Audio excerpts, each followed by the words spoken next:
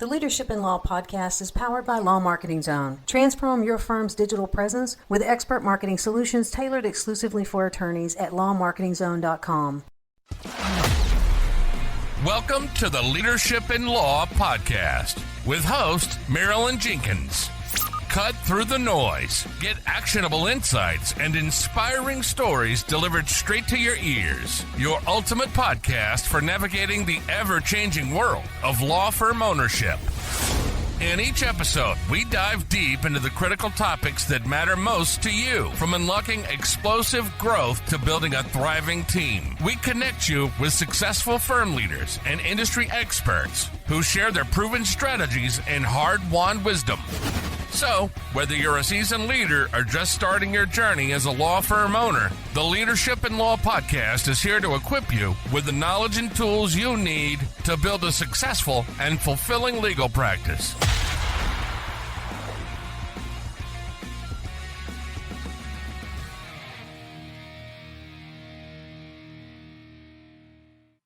Welcome to another episode of the Leadership in Law podcast. I'm your host, Marilyn Jenkins. Please join me in welcoming my guest, Stuti Murarka, to the show today. Stuti counsels a wide variety of clients on corporate and transactional matters within the franchise and distribution industry.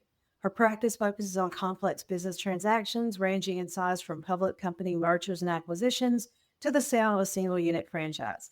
Her services include contract negotiations, equity investments and joint ventures, cross-border corporate restructuring, financing and lending transactions, and the acquisition or divestiture of assets.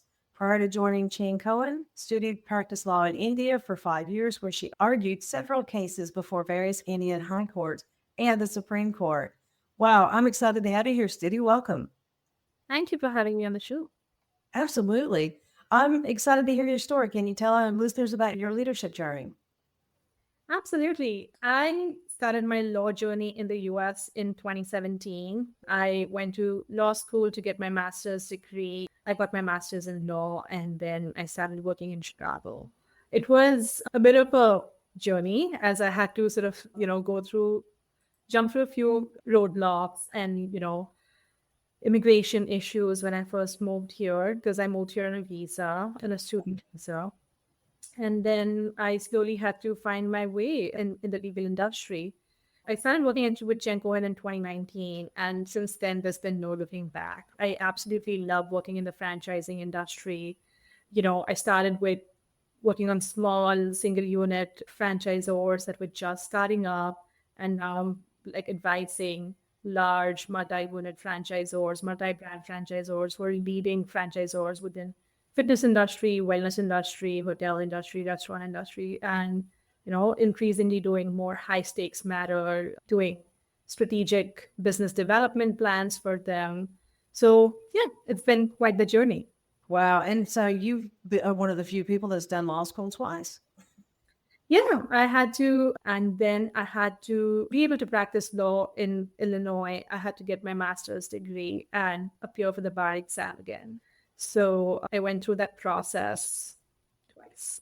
Wow. Very interesting. And how did you always want to work in a corporate environment for, the franchising type thing? Actually, no. I come from a very different background in India, where I'd never thought of what I'd do once I grew up, because that was never the norm for, girls in my family or in the small society that I lived in. It was mostly like, oh, we figure out, the men in our lives would figure out, what we're doing, etc. And then as I grew up, my mom was a huge influence in my life, and she always wanted to do law and was not able to do law because at the time, law schools in India were only night schools. And of course, it wasn't safe or considered safe for women to do a night school. So I wanted to do everything that my mom could not do as sort of a tribute to her. Love that. And I decided to do law school. It was almost a process of elimination. I wrote down a few things I did not want to do and a few things I wanted to do, and law resonated the most with me. And as I was going through law school, I realized that I was more interested in corporate and transactional law. Because in India, at the time when I graduated, you had to sort of do everything. By everything, I mean a little bit of litigation, a little bit of corporate transactions, a little bit of IP.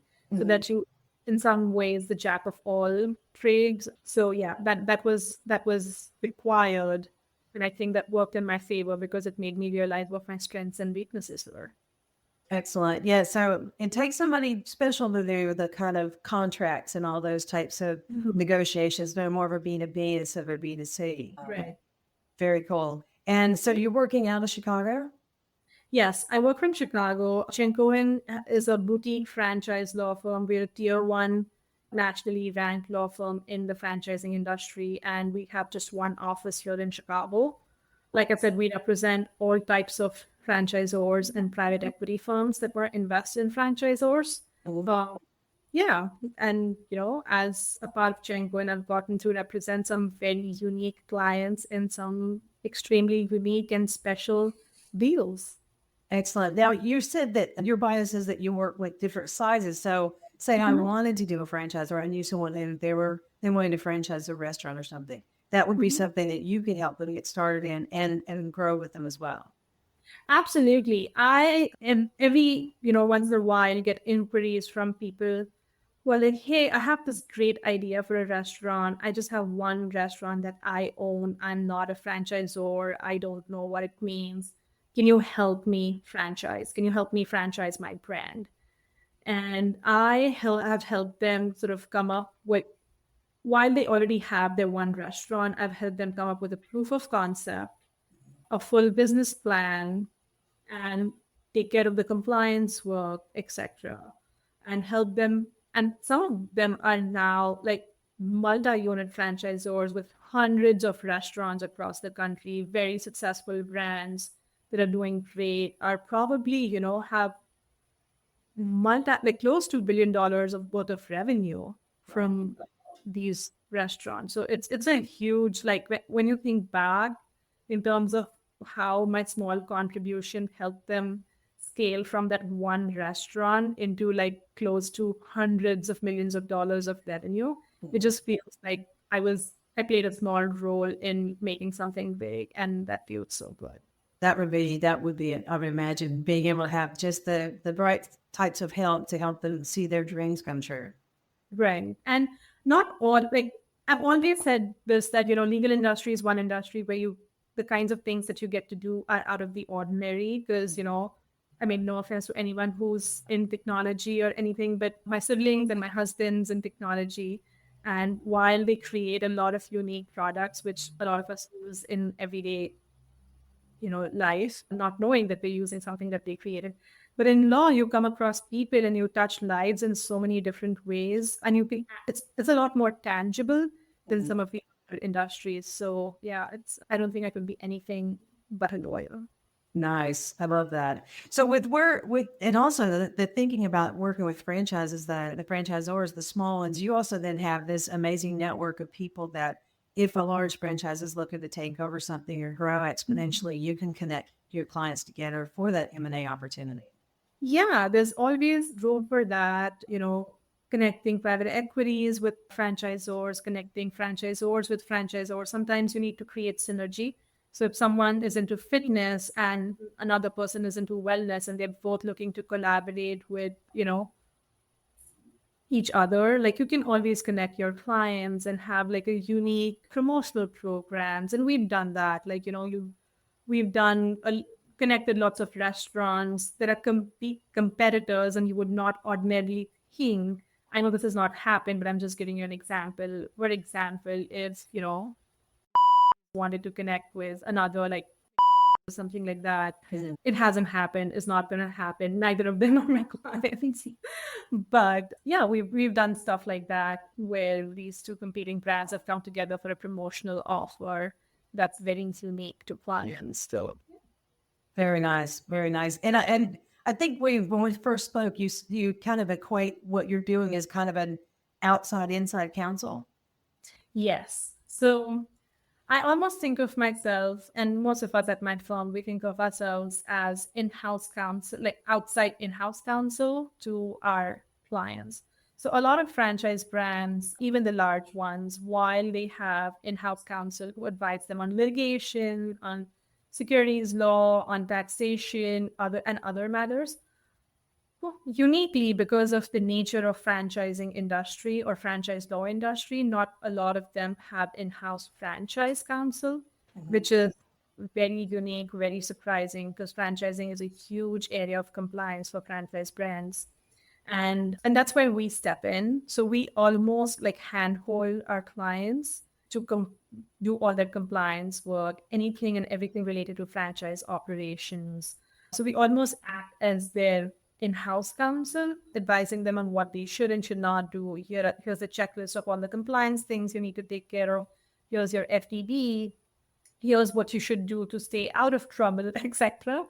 And yeah, that's the role we play. Like we've never looked at ourselves as my role is limited to just doing compliance work, franchise compliance work for my client. It's almost sort of, been all encompassing, hand holding, in-house counsel type of a role. And I would imagine the compliance got to be absolutely complex with across state lines and, Yeah.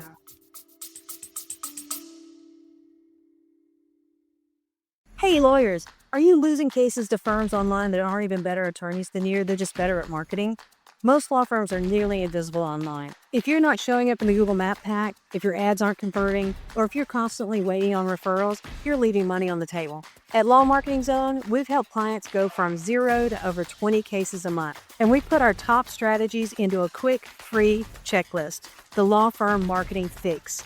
10 ways to stop losing clients online. Download it right now for free. You'll discover the biggest mistakes most firms are making and how to fix them fast. Then, if you're ready, book a free strategy call and we'll walk through the gaps in your current marketing. Don't wait for referrals. Start attracting your ideal clients today. Click to get the checklist now.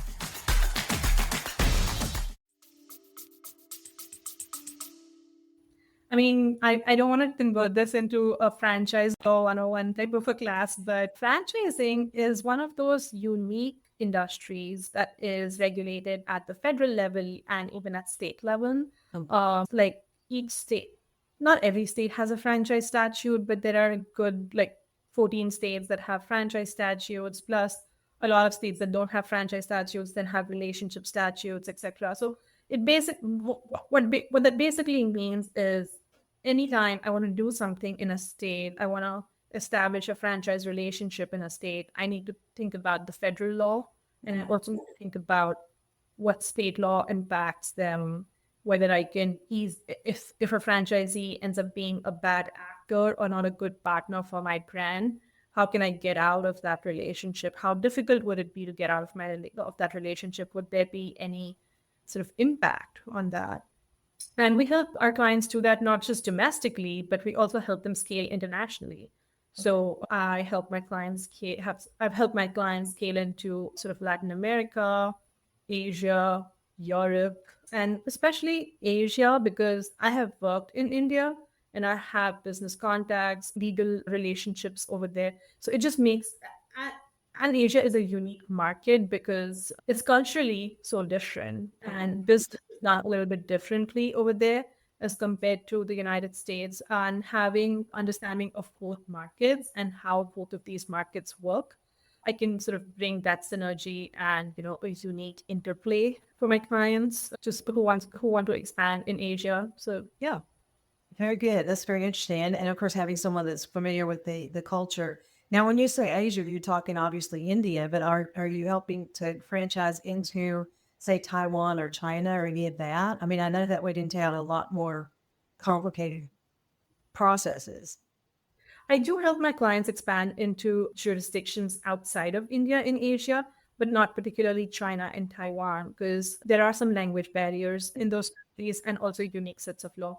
That said, I have helped my clients expand into the UAE and some parts of the Middle East. We've also had recently, I'm working on a UK expansion, so United Kingdoms and Ireland, helping my clients with that expansion. We've helped our clients expand in Japan, even with language barriers over there.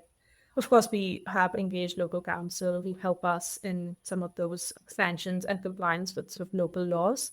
But it's been a very interesting journey helping them, expand globally. I was just going to say, it sounds like with having every day is different, right? So with having so many opportunities, it sounds like it would be an exciting position to be in. I've always wondered, asking how did you end up but choose your niche? And it sounds like you picked something that just brightens your life. Yeah, it wasn't a deliberate choice that this is absolutely what I want to do. I always knew that I had a leaning towards, commercial transactions and business law.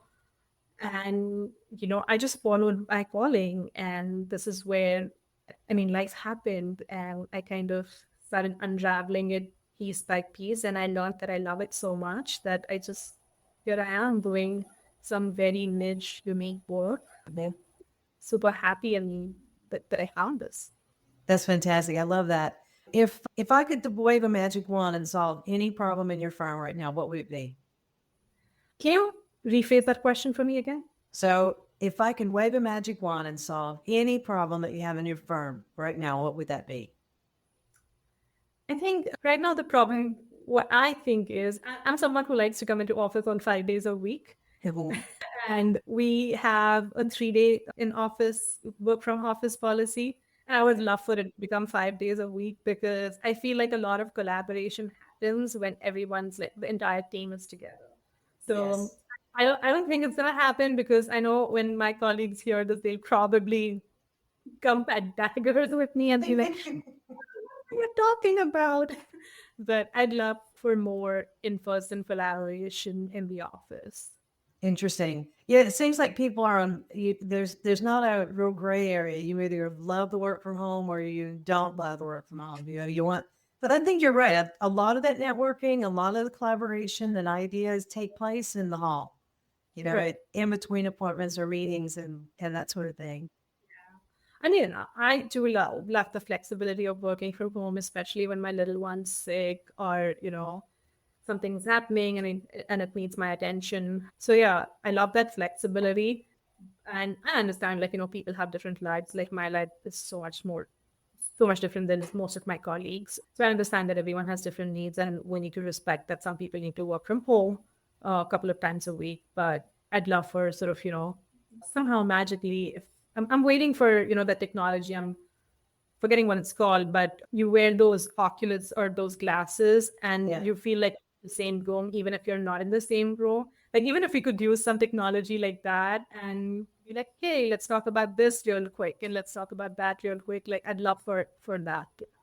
That is interesting. I had a meeting with a client, and we actually were in an environment that was like laid out of a building, and we went to the break room and we were sitting and it was just really interesting. We didn't use the VR headsets or anything like that, but no, I agree what you're saying is if you can make it feel like you're in the same room, I think you're going to open that up more, because we do have, that barrier of we're on Zoom or whatever. Yeah. That's true. Well, I'm excited to talk with you and hear how you're excited about your business, because I can tell you do an amazing job for your clients. If you're that excited about their future, that's amazing. If you wanted to give us any takeaway, what would you want our listeners to take away about your journey or what you're doing for your clients and maybe potential new attorneys out there? Yeah, a few things to keep in mind as a young attorney who's starting off. And this was something, my mentor had told me. Don't try and impress the client. The client will be impressed by your work. So try and focus on your work. As a young attorney, we want to make sure that our work's highlighted and we're saying something that's, that's going to stand out and stick in the client's mind so that they remember you, or, they think of your work highly. But instead of focusing on what can I say to achieve that, I think the focus should be on saying something, on doing your work so well that the work in itself stands out. So if you're doing compliance work, sort of make sure that your checklists are accurate, they're all encompassing, nothing's left out because it's so remote that it may not happen. Because every time you think that, oh, this is not likely to happen, I bet you it will happen. Yes. And it will come back in ways that you don't want it to come back. So make sure your checklists and your sort of emails are all encompassing.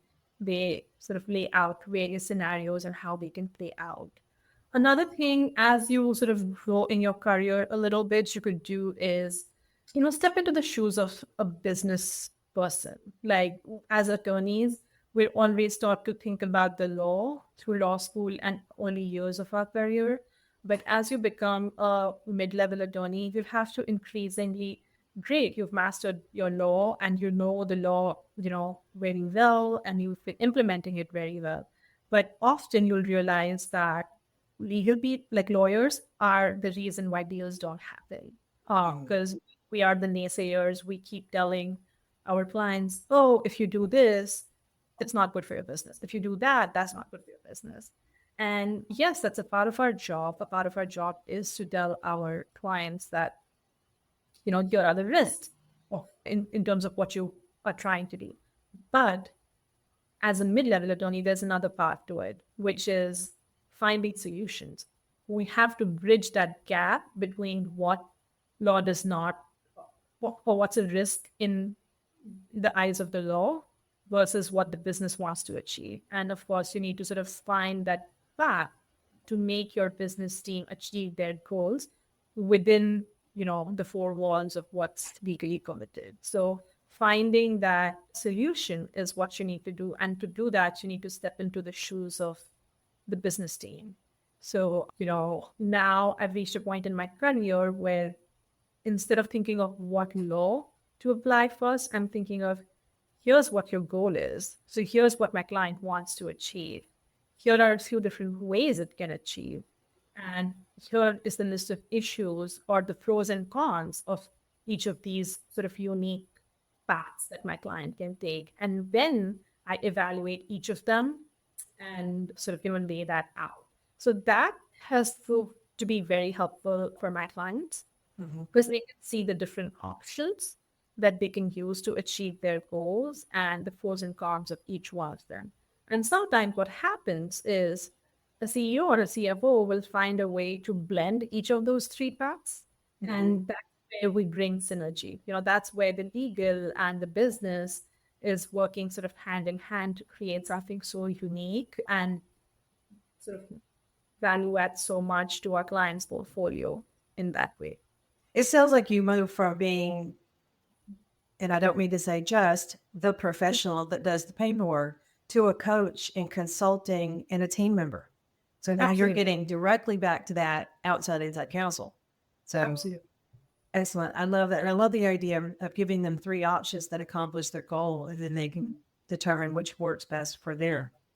Yeah, because at the end of the day, no one wants to hear you can't do this. Like if a business person comes to me and all I say, you can't do this because there's XYZ risk associated with this. You can't do that because there's ABC risk associated with that. I mean, they're going to stop coming to me after a point because all I'm doing is telling them no. Like I have to think about the next step for finding a solution. You cannot do this in this manner, but you could do that.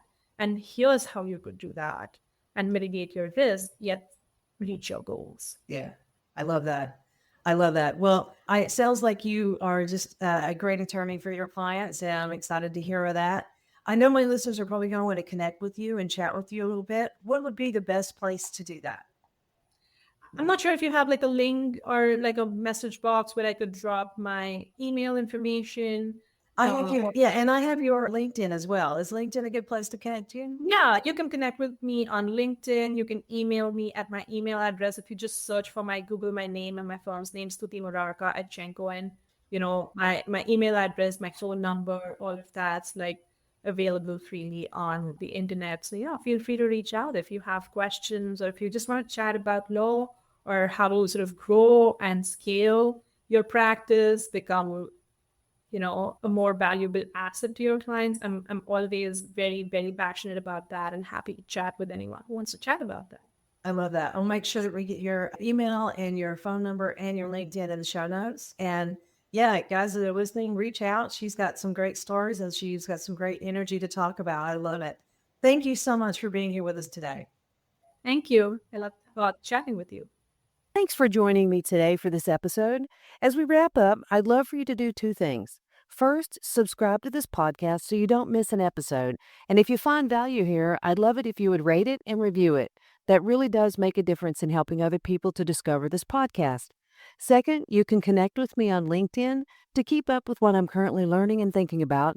And if you're ready to take the next step with a digital strategist to help you grow your law firm, I'd be honored to help you. Just go to lawmarketingzone.com to book a call with me. Stay tuned for our next episode next week. Until then, as always, thanks for listening to Leadership in Law Podcast, and be sure to subscribe wherever you listen to podcasts so you don't miss the next episode.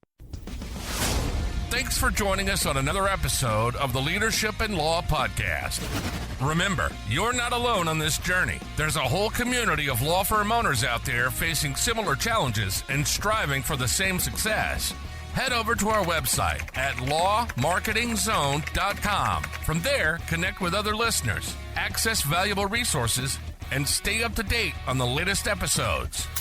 Don't forget to subscribe and leave us a review on your favorite podcast platform. Until next time, keep leading with vision and keep growing your firm.